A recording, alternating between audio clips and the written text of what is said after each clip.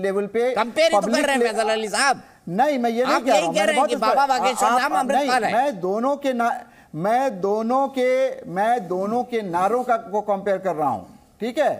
ये बात आप बताइए कि किसी तरह से भी संविधान सम्मत है, संविधान इसकी इजाजत देता है? नहीं देता है। अच्छा, एक दूसरी मैंने जवाब दे दिया, आपने पूछा आपकी कुछ मजबूरी होंगे, मेरी कोई मजबूरी नहीं भैया, मैं दिल की बात दिल खोल के कहता हूं फैजल भाई, आप मेरी शख्सियत को बड़ी अच्छी तरह जानते हैं। दीपक जी, हम लोग एक दूसरे को जानते हैं, हाँ हम लोग एक दूसरे को जानते हैं, आप मुझे भी जानते हैं, मुझे भी घुमा के बात कहने की जरूरत नहीं है। अब आपने कहा ना हिंदू राष्ट्र की बात कहना, विनोद शर्मा जी संविधान संसद नहीं है, मतलब एंटी इंडिया है, और ठीक वही कर रहे हैं बाबा बागेश्वर धाम जो अमृतपाल, जिसको सीडिशन के चार्ज में गिरफ्तार किया गया है, उसने कही थी।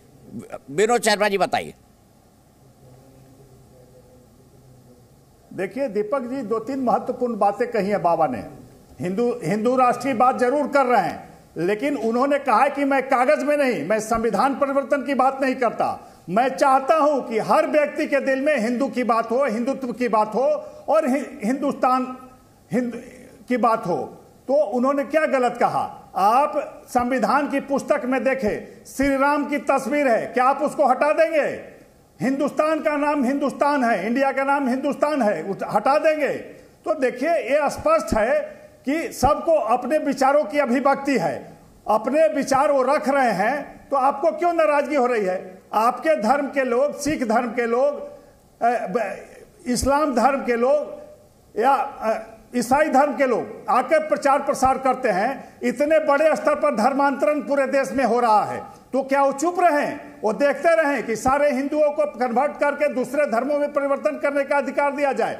तो वो सजग कर रहे हैं, अपने हिंदुओं को सजग कर रहे हैं कि आप अपने धर्म को प्रमुखता दे, आप उसकी पूजा करें, अर्चना करें, और निश्चित रूप से हिंदुत्व की बात करना कोई अपराध नहीं है, वो कर रहे हैं, संविधान उसकी इजाजत देता है। और उन्होंने आज स्पष्ट कर दिया है कि हम हर व्यक्ति के दिल में देखना चाहते हैं राम राज्य, तो उसमें क्या आपत्ति है? मैंने कहा ना, इस्लाम धर्म के लोग भी इनके समर्थक हैं। आज बाबा के सभा में काफी अल्पसंख्यक लोग गए हैं, उसके संचालन समिति के सदस्य हैं, तो क्या गलत है? तो निश्चित रूप से इसमें राजनीति कर रहे हैं राजद और जदयू के लोग, और जानबूझकर माहौल खराब करने का प्रयास कर रहे हैं। ठीक है, अगर वो गलत है तो सरकार ने परमिशन क्यों दिया? आज वो पहली बार नहीं कहे बिहार में आके, पहले भी ये बात बोलते रहे हैं। तो निश्चित रूप से तेजस्वी यादव जी डिप्टी सीएम है और नीतीश कुमार जी ने परमिशन क्यों दिया? वो बोर्ड टांग देते कि आप पकड़ा गया है। तो माहौल बिगाड़ने की कौन कोशिश कर रहा है ये आपको भी पता है। सासाराम के दंगों का आरोपी कौन है? भाजपा का पूर्व विधायक है। तो इसलिए ये बात नहीं कीजिए। अरे भाई जबरन फंसाना चल रही है वहां। अरे भाई सरकार आपने जबरन फंसाया। वो 4 बार के विधायक हैं, वो संत हैं, कभी कोई आरोप उन पर नहीं लगा है। सरकार ने जानबूझकर 1 महीने के बाद फंसाने का काम किया है। क्या बात करते हैं? यहाँ मुख्यमंत्री डमी मुख्यमंत्री है, लाचार मुख्यमंत्री है। नीतीश कुमार जी नहीं, तेजस्वी यादव जी सुपर सीएम बिहार के, और तेजस्वी यादव के इशारे पर सरकार चल रही है। अच्छा फैजल भाई एक बात बताइए ना, आपने इनको देशद्रोही और कायर कहा, ये क्यों विशेषण का इस्तेमाल किया? और तेज प्रताप ने डंडों में तेल क्यों पिलाया? लालू जी का पुराना स्टाइल है। देखिए मैं अपनी बात कहूंगा और मैं अपनी बात कहूंगा, मैं अपने विचार आपके साथ साझा कर सकता हूं। और ये बात मैंने आपको कहा कि बहुत सारी चीज़ों के बहुत सारे मुहावरे होते हैं, उसका जो शाब्दिक अर्थ है उसको उसी संदर्भ में देखना चाहिए। नहीं, देशद्रोही और कायर कौन सा मुहावरा है मेरे भाई? शक्तियों से फैजल भाई बताइए ना, देशद्रोही और कायर कौन सा मुहावरा है? आप बता दीजिए। अच्छा आप बताइए। अच्छा मुझे बताइए, देशद्रोही और ये कायर ये कहां का मुहावरा है, बताइए ना। उसको आप क्या कहिएगा?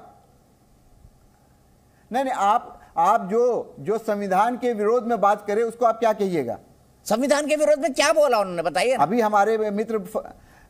हमारे मित्र ने कहा, अभी जो सज्जन भाजपा के बोल रहे थे कि धर्म का प्रचार प्रसार करना संविधान में अलाउड है, बिल्कुल सही बात है। लेकिन क्या इसको हिंदू राष्ट्र बनाने का नारा देना संविधान में अलाउड है? नहीं है। तो उसको आप क्या कहिएगा? विचार है, आप उस पर रोक नहीं लगा सकते हैं। संविधान में विचारों की अभिव्यक्ति है, कोई भी अपना विचार रख सकता है। तो आपने अमृतपाल के विचारों पे क्यों रोक लगाई है भाई? वो भी तो यही कह रहा था। अब वो पूछे न्यायालय से जहां पर क्या बात सजा कर रहे हुआ हैं? है, दो स्टैंडर्ड नहीं हो सकता। मुख्यमंत्री भारत हो को जोड़ सकता के है रखिए। आप लोग की सरकार है, जबरन फंसाने का काम करते हैं, दूसरे केस में उनको फंसाया होगा। भारत देखिए, भारत जो है ना विविधता में जीता है, डाइवर्सिटी में जीता है। आदरणीय लालू प्रसाद जी ने 51 लाख रुपए दिए हैं, उसी जहां पर कार्यक्रम हो रहा है, चंदा दिया था, पता कर लीजिए मेरे भाई। क्या वो धार्मिक नहीं है? जोड़ने वाले हैं हम लोग, भारत को जोड़ने वाले हैं। ठीक है, भारत को जोड़ना। मैं 1 मिनट के लिए शिवानी दुर्गा जी को लाऊंगा। शिवानी दुर्गा जी, क्या ये गैर संवैधानिक हिंदू राष्ट्र की बात करना? फैजल अली साहब कह रहे हैं कि अमृतपाल ने तो यही किया था। शिवानी दुर्गा जी, फिर मैं अतीकुर भाई के पास जाऊंगा, अपने कलीमुल साहब के पास जाऊंगा। शिवानी जी, कर दिया था लालू जी। फैजल भाई सुन लीजिए ना, दूसरी आवाज भी सुन लीजिए। आपने कह दिया कि अमृतपाल और बाबा बागेश्वर धाम दोनों एक है। बताइए शिवानी दुर्गा जी। हर हर महादेव आप सभी को। सभी बुद्धिजीवी हैं, मैं तो हमेशा से कहती आई हूँ, जब डिबेट में सब बैठते हैं तो बुद्धिजीवी होते हैं, सभी को मेरा प्रणाम। लेकिन फैजल जी को मैं सुन रही हूँ, वो मैंने अतीकुर रहमान जी को भी सुना है। हर बार वो जब भी हिंदू राष्ट्र की बात होती है तो थोड़ा उन्हें तकलीफ होती है, ऐसा लगता है, और उसे वो असंवैधानिक बताने लगते हैं। मैं आपसे भी पूछना चाहूंगी, अतीकुर रहमान जी से भी मैंने पूछा था कि संविधान लिखा है कि आप हिंदू राष्ट्र की बात नहीं कर सकते। फिर इन्होंने ये कहा कि धीरेन्द्र शास्त्री जो है, इनको 6 महीने पहले तक कोई नहीं जानता था।